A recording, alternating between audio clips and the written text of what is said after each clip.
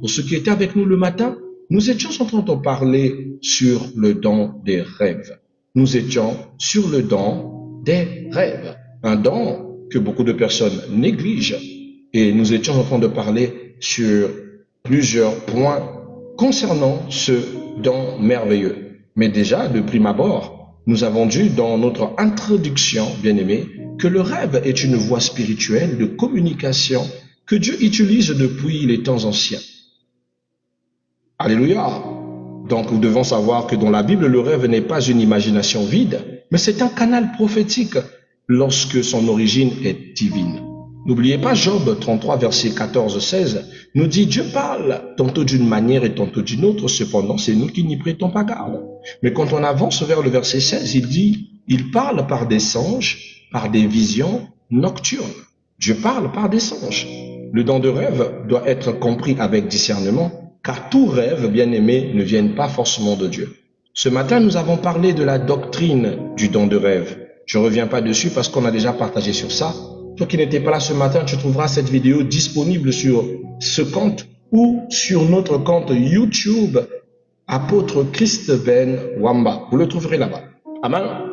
Donc, nous avons parlé de la doctrine du don de rêve, le fondement biblique de cette capacité.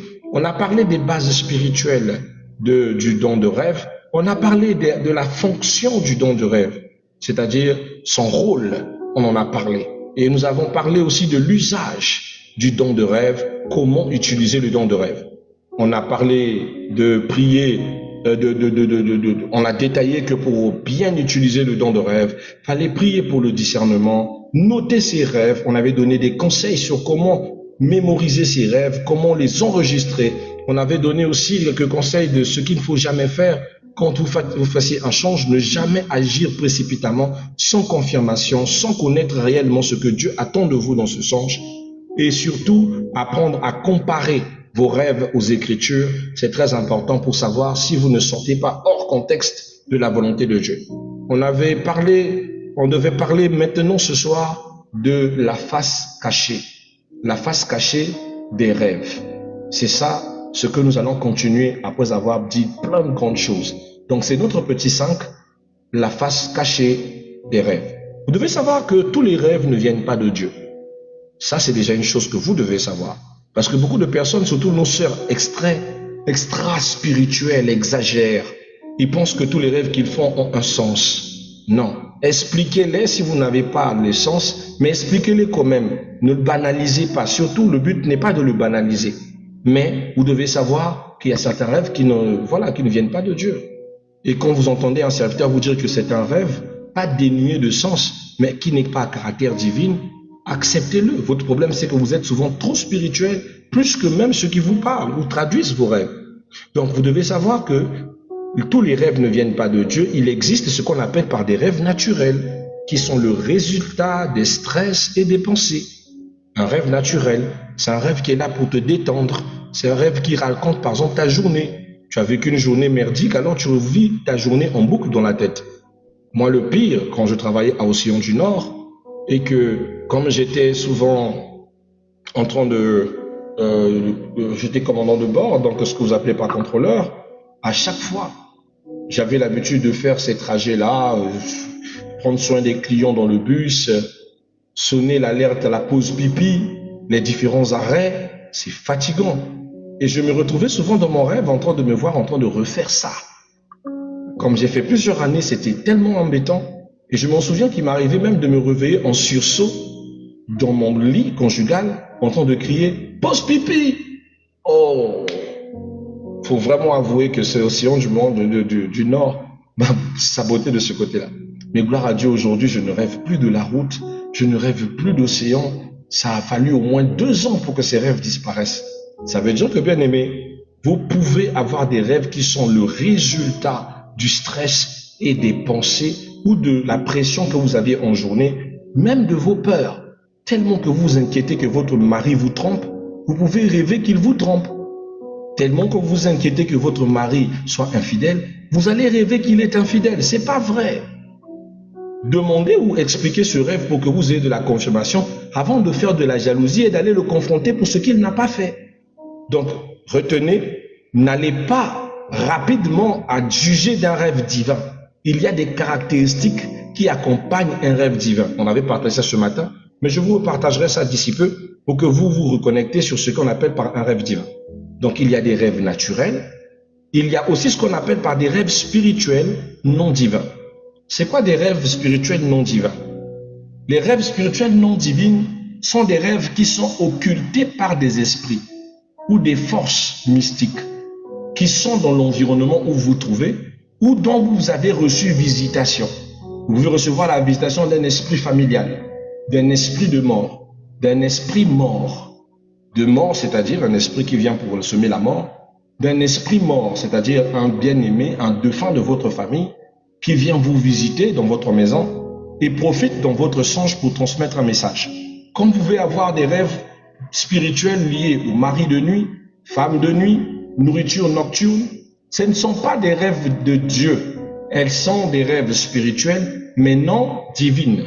C'est ce qu'on appelle par des oppressions nocturnes et les manipulations et les attaques.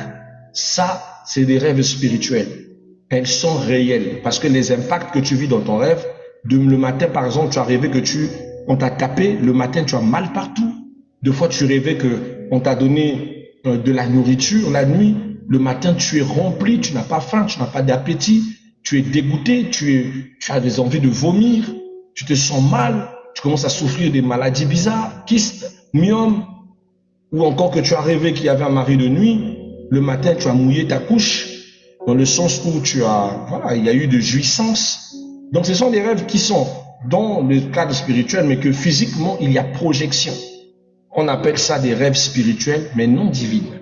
Et nous avons Ecclésiaste 5, verset 2 qui dit « Car les songes naissent de la multitude des occupations. » Ça c'est Ecclésiaste chapitre 5, verset 2, qui nous parle d'abord du béaba des rêves. Que les songes naissent de la multitude des occupations.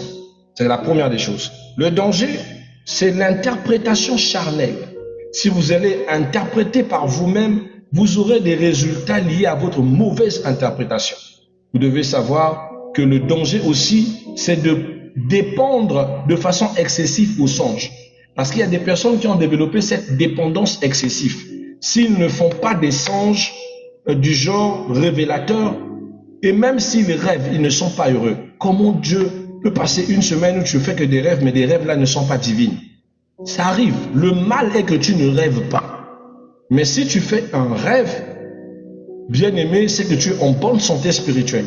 Retenir ces rêves est un signe que vous êtes en bonne santé spirituelle. Parce que si vous n'allez pas bien, vous allez avoir des troubles de rêve, vous aurez des problèmes de rétention, c'est-à-dire de maintien de rêve.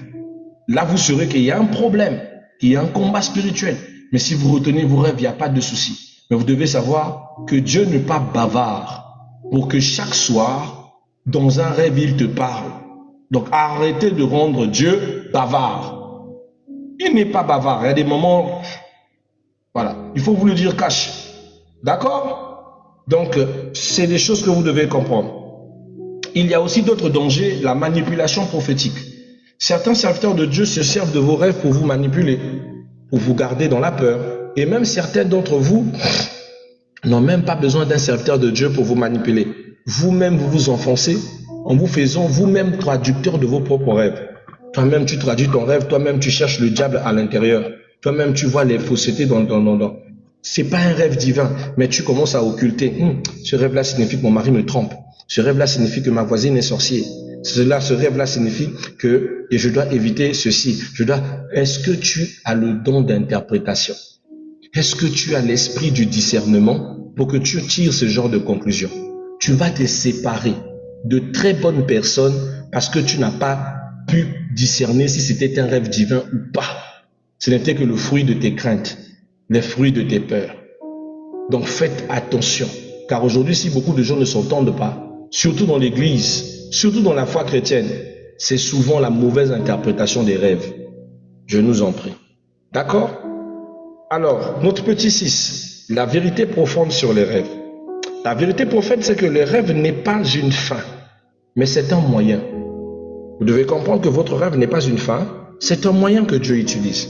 Dieu ne veut pas que nous soyons dirigés par les songes, mais par le Saint-Esprit qui nous révèle dans les songes. Donc, il ne faut pas que vous pensiez que les rêves, c'est le finish de la révélation. Pas du tout. Dieu veut que nous soyons conduits par l'Esprit de Dieu. La Bible dit dans Romains chapitre 8, le verset 14, il dit « Tous ceux qui sont conduits par l'Esprit de Dieu sont fils de Dieu. » Pas conduits par un songe, mais conduits par l'Esprit de Dieu. Le rêve confirme souvent ce que Dieu a déjà commencé à révéler dans la prière. Je répète, le rêve confirme souvent ce que Dieu a déjà commencé à révéler dans la prière. Donc, ça ne veut pas dire que vous devez mépriser vos rêves. Non, mais vous devez vérifier de sa fonction, est-elle divine ou pas? Ça vous permettra de moins stresser sur l'apanage de ce rêve. Il y a des gens qui ont le don, on va dire le don, tellement tôt qu'ils ont une vie assez compliquée, ils ont des rêves kilométriques. Vu qu'il y a tellement de circonstances, elle peut faire un rêve où un moment elle était dans le supermarché, elle se retrouve dans le bus, après elle s'est retrouvée au Mayombe, après du Mayombe, elle s'est retrouvée à Tikapika, de Tikapika, elle s'est retrouvée je ne sais où. Toi-même tu te dis mais qu'est-ce qui ne va pas? Un rêve totalement tiré par les cheveux. Il arrive qu'il y ait des révélations à l'intérieur, il arrive. Mon Dieu, autant que quelqu'un qui traduit les rêves, je déteste ce genre de rêve. Deux fois, la personne te l'explique, ça fait que 3 minutes. Parce qu'il y a des personnes, il y a des sœurs aussi cocasses. Quand j'ai croisé des sœurs, elles te font une note vocale où elle t'explique son rêve. Ça fait au moins 45 minutes d'explication de rêve. Elle n'a même pas pitié de tes oreilles. Toi-même, tu la regardes 45 minutes. Toi, tu vas traduire ça comment? Aïe, attends toi-même. C'est enfant des gens ou bien? Il y a d'autres qui te font 10 minutes d'explication vocale des songes. Toi-même, tu dis, il y a quoi même? Tu peux faire moins que ça, non?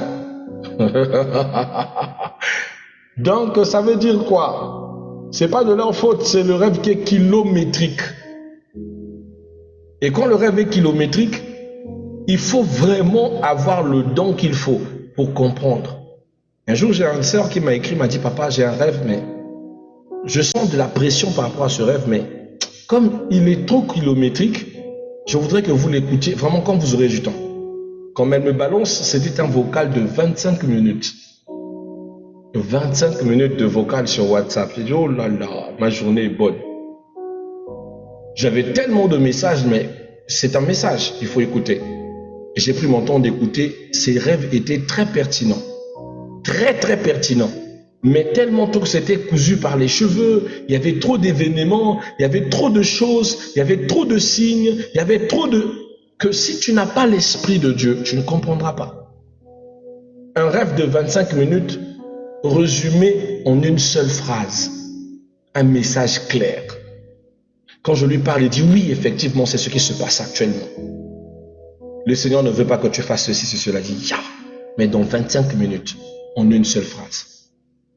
Donc, ne méprisez pas les rêves. Expliquez-les toujours pour être sûr. Ne jugez pas vous-même de sa divinité ou pas. Expliquez-les. Mais si vous êtes face à votre guide, votre traducteur qui vous dit que c'est un rêve lambda, assumez sa fonction lambda. Ne venez pas dire, oh non, il ne sait pas traduire, il a mal vu, il a mal compris. Parce que vous êtes plus spirituel que les pasteurs ou les traducteurs de rêves. C'est vous qui découragez ces frères-là. Donc, calmez-vous, je vous en prie. Calmez-vous. Amen. Alors, le mystique dans le rêve. C'est pas le mystique dans le rêve. Dans le mystique, dans le rêve, nous avons le côté spirituel. Nous avons le sommeil qui est souvent un moment vulnérable. Lorsque vous dormez, bien aimé, surtout si vous n'avez pas prié, vous êtes exposé. Quand vous dormez, votre corps est totalement livré à vous-même. Il est livré à tout. Si vous ne prenez pas les dispositions de prière, dites-vous que quand vous dormez, vous n'êtes pas protégé. Tout le monde peut faire ce qu'il veut de vous. Levez votre main, touchez votre bouche, faire tout. Bien aimé, moi j'ai développé ce qu'on appelle une phobie du sommeil. Vous savez pourquoi? Je vais vous expliquer une sale chose que j'ai vécue dans mon enfance. J'avais une cousine qui avait la malice de se glisser dans mes draps pendant que je dormais. Et comme j'avais tendance de dormir assez profondément, alors elle pouvait faire ses sales besognes et je ne savais absolument rien. Pendant ce temps, j'étais en train de dormir. Je suis peut-être, je ne sais où, dans Alice au beau pays des merveilles, mais elle prenait le dessus sur moi et je ne ressentais rien du tout de ce qu'elle faisait. Mais ce qui est sûr, lui, mon corps, monsieur le corps, il s'en fout. J'ai expliqué le matin le paradoxe du rêve. C'est quoi le paradoxe du rêve? À quel moment le corps rentre dans l'état de songe? Quand vous rentrez dans le monde des songes, votre corps reste à part, votre esprit se met de côté et votre âme se trouve au milieu entre votre corps et votre âme. Et c'est là où l'âme se trouve pour songer. Parce que ce n'est pas l'esprit qui rêve, c'est votre âme qui rêve. Votre âme est suspendue dans ce sillon-là, dans ce chemin qu'on appelle le chemin du surnaturel, qui est la ligne qu'il y a entre le monde spirituel et le monde physique. Voilà pourquoi l'âme est suspendue entre le physique et le spirituel. Et c'est dans cette ligne que vous vous trouvez quand vous dormez. Vous êtes carrément hors de votre corps. C'est la raison pour laquelle lorsqu'on vous réveille brutalement et que l'esprit et l'âme doivent revenir brutalement dans le corps, vous sursautez, vous êtes essoufflé comme si vous aviez couru, vous êtes fatigué, vous êtes oppressé, vous êtes même sonné parce que c'est un retour brutal. C'est pas pour rien que la Bible dit appelle le sommeil semi-mort, livre de Job, chapitre 5. Donc ne prenez pas le sommeil pour quelque chose de lambda. Quand on a la connaissance suffisamment sur le sommeil, vous allez commencer à craindre un peu le sommeil. C'est comme ça que vous avez des gens qui dorment et ne se réveillent plus. Tout simplement parce que après qu'il y ait section pendant le sommeil, l'âme est partie. Ou on a volé l'âme. Donc si vous ne priez pas, vous exposez votre corps. Donc l'âme songe, l'âme fait des rêves lorsqu'il se décale du corps.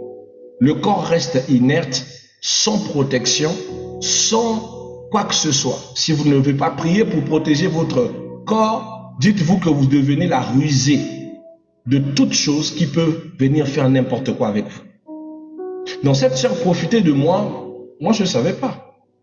Je ne ressentais absolument rien, c'est juste que quand je me réveille, je trouve soit que ma partie intime, elle est soit au zénith, ou elle est en forme performante mais épuisée, ou je sens les odeurs bizarres sur moi, pourtant je n'ai rien fait. Je ne me souviens pas avoir eu une pratique sexuelle, je n'ai même pas rêvé d'une femme de nuit quelconque. Mais tu sens que sur toi, il y a son petit parfum. C'est ça qui me mettait la piste. Mais pourquoi j'ai le petit parfum de ma cousine sur moi? Elle profitait de moi pendant que je dormais. C'est comme ça que j'ai eu la phobie du sommeil. Si aujourd'hui, je suis noctambule, c'est à cause de ça. J'ai du mal à céder au sommeil. Parce que, en dormant la porte ouverte, des mauvaises personnes en ont profité. Elle n'était pas la seule. Elle n'était pas la seule qui m'a fait ce genre de coup. Le monde est méchant, je vous assure. Mais le pire dans ça, c'est que je ne ressentais rien. Elle attendait toujours quand j'entrais dans un sommeil profond. Parce que quand vous rentrez dans la profondeur du sommeil, même la sensibilité, vous ne l'avez pas. On peut toucher votre bras, le soulever, le déposer. Vous n'en avez pas. C'est pour vous montrer que vous n'êtes plus là. Pour que vous puissiez revenir, il doit vraiment vous secouer et que l'âme se sent secouée dans le sillon qu'on appelle le surnaturel et revenir brutalement. Et c'est comme ça que vous sursautez. Que sûr. Et tu entendras dire, tu viens de loin.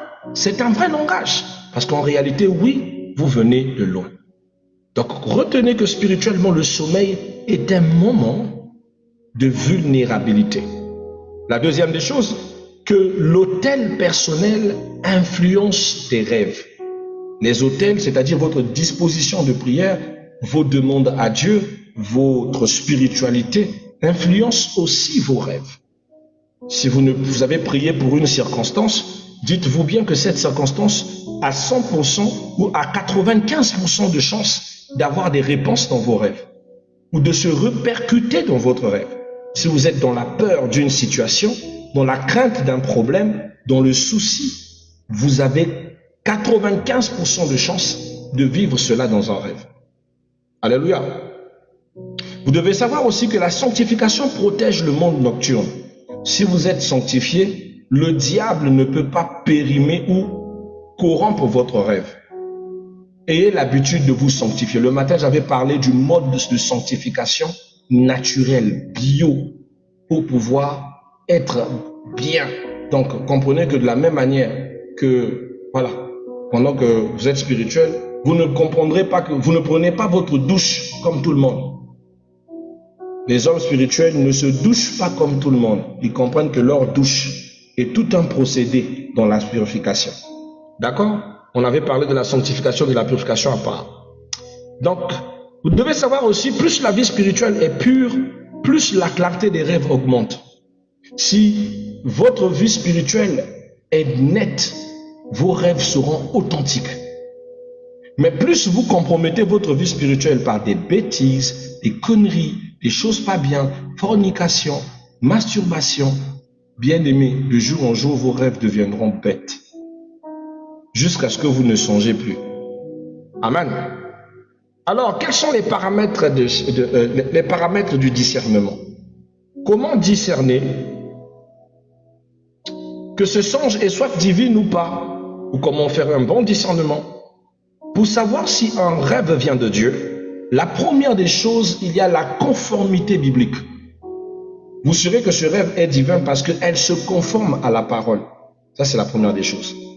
Vous saurez que ce rêve vient de Dieu parce que elle produit en vous des émotions qui sont par exemple la paix, la repentance, ou un envie de prier, ou un envie d'adorer, ou un envie de rester dans la présence de Dieu. Un rêve divin vous laisse toujours rempli d'onction.